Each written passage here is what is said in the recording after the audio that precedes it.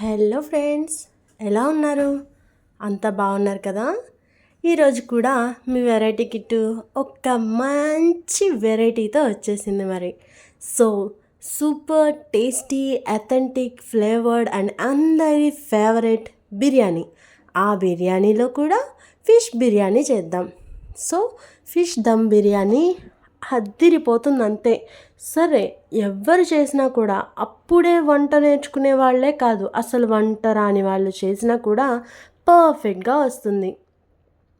So నేను చెప్పినట్టు follow అయిపోండి అండ్ వీడియో చివరి వరకు చూడండి, మీకే అర్థమైపోతుంది. సో ఫస్ట్ టైం నా ఛానల్ని చూస్తే కనుక ప్లీజ్ సబ్స్క్రైబ్ చేయండి.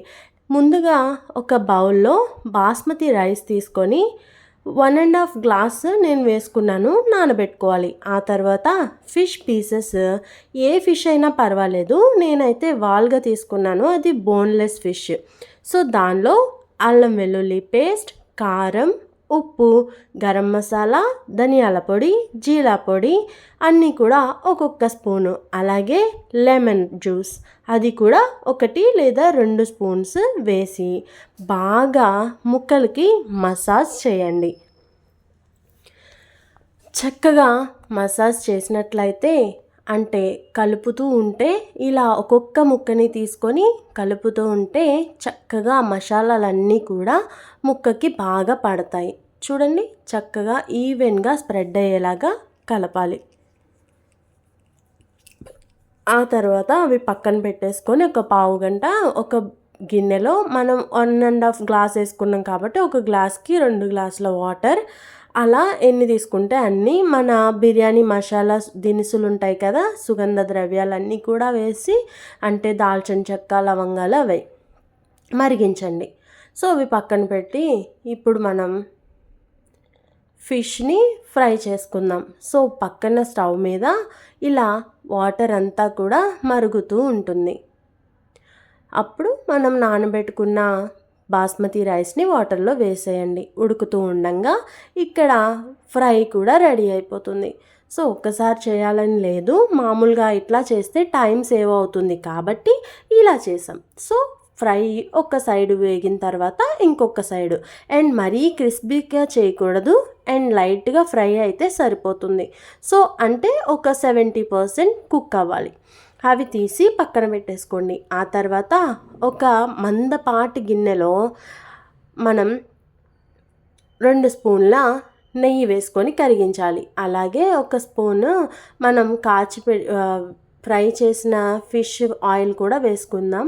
ఆ తర్వాత ఇలాగే బిర్యానీకి సంబంధించిన దినుసులన్నీ కూడా వేసి, ఉల్లిపాయ చీలికలు అన్నమాట, ఇవంతా కూడా గోల్డెన్ బ్రౌన్ కలర్కి రావాలి.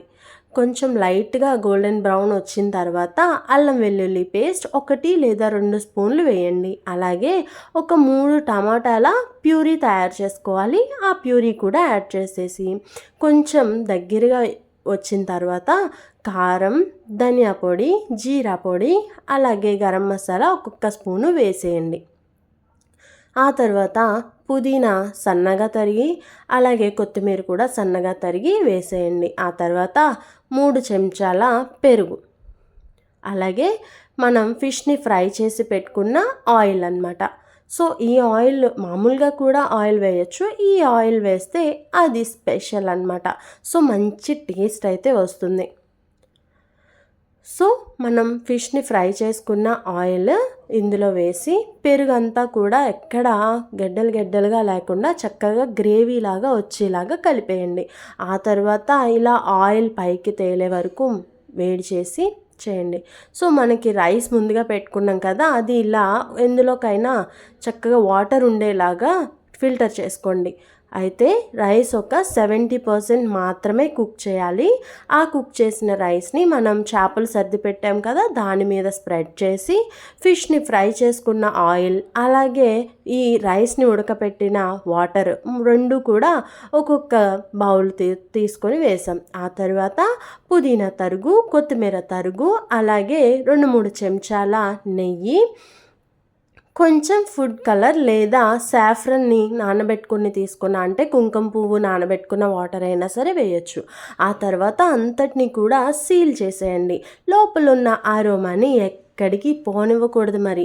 సో మంచిగా కరెక్ట్గా మూత పెట్టి పిండితో కవర్ చేసుకున్నా పర్లేదు, లేదు అంటే ఇలా మూత మీద బరువు పెట్టి కవర్ చేసుకున్నా పర్లేదు, లేదు అంటే అరిటాకు మీద ఇలా పెట్టుకుంటే సరిపోతుంది. సో ఏదైనా చేయండి, మనకి లోపలున్న ఆవిరైతే బయటికి వెళ్ళకూడదు. చూడండి, ఆవిరంతా పట్టేసి చక్కగా ఈ అరిటాకులో ఉన్న ఫ్లేవర్స్ అన్నీ కూడా లోపలికి దిగి ఎంత బాగుంటుందో, మూత తీయంగానే బిర్యానీ స్మెల్ ఇల్లంతా స్ప్రెడ్ అయిపోతుంది.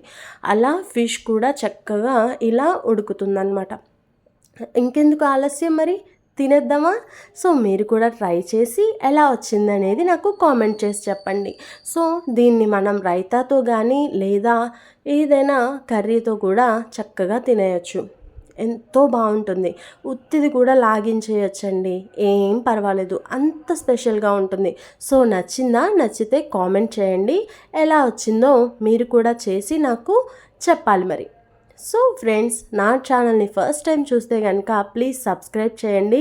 అండ్ ఈ బిర్యానీ అంటే ఎంతమందికి ఇష్టం అండ్ ఎక్కడెక్కడ ఎట్లాంటి స్పెషల్ బిర్యానీస్ తిన్నారు అనేది నాకు కామెంట్ చేసి చెప్పండి. అండ్ నెక్స్ట్ రెసిపీ ఏం కావాలో కూడా చెప్తే నేను చేసి పెడతాను. Thank you for watching.